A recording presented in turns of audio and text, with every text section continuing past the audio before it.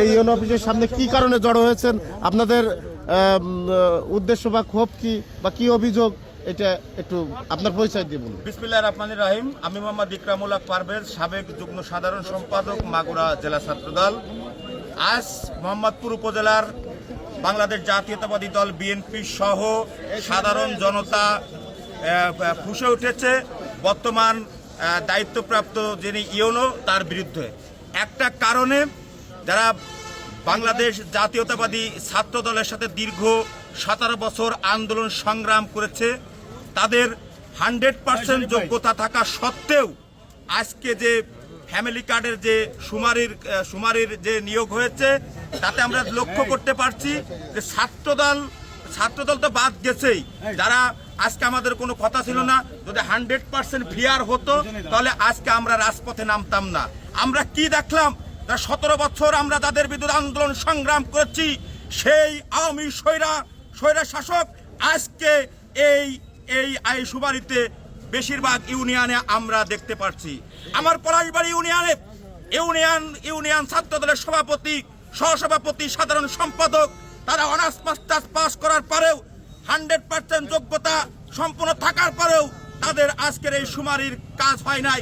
কিন্তু আমরা তার প্রেক্ষিতে কি দেখতে পেলাম, যাদেরকে আমরা চিনি না এবং সরাসরি আওয়ামী লীগ ছাত্রলীগের সাথে রাজনীতির সাথে জড়িত, তাদেরকে আজকে শুমারির নিয়োগপ্রাপ্ত হয়েছে। এটা আমাদের জন্য অত্যন্ত দুঃখজনক, ভারাক্রান্ত। আজকে আমরা যারা 17 বছর একটি ফেসবুকে পোস্ট করার মতন আমাদের কোনো লোক ছিল না, এই ছাত্র দলের পোলাপান তাদের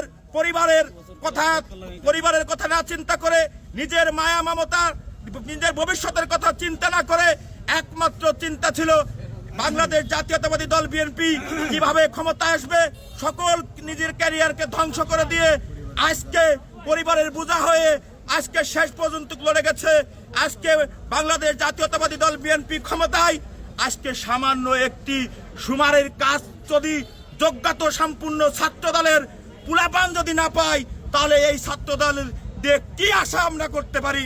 আজকে যেখানে সরকার পুরোপুরি মাদক মুক্ত সমাজ গড়তে চায়, আজকে এই বেকারত্ব পুলাপান যদি এই শুমারির কাজপত্র ন্যূনতম কিছুদিনের জন্য হলেও তাদের চাহিদা মিটত, কিন্তু সেই চাহিদা।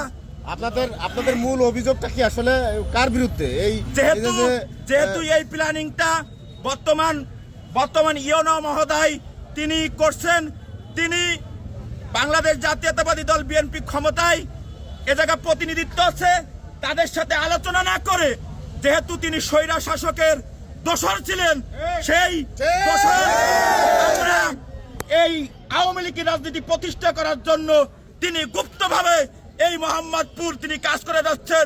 অনতিবিলম্বে এই স্বৈরা শাসক ইউনিয়ন আমরা পদত্যাগ চাই, এই ইউনিয়নকে আমরা চাই না। আমরা অনতিবিলম্বে এই ইউনো মহোদয়কে প্রত্যাহার কামনা করি এবং যে নিয়োগ হয়েছে এই নিয়োগ পুটার বাদ দিয়ে সুষ্ঠুভাবে আবারও নতুন করে নিয়োগ চাই।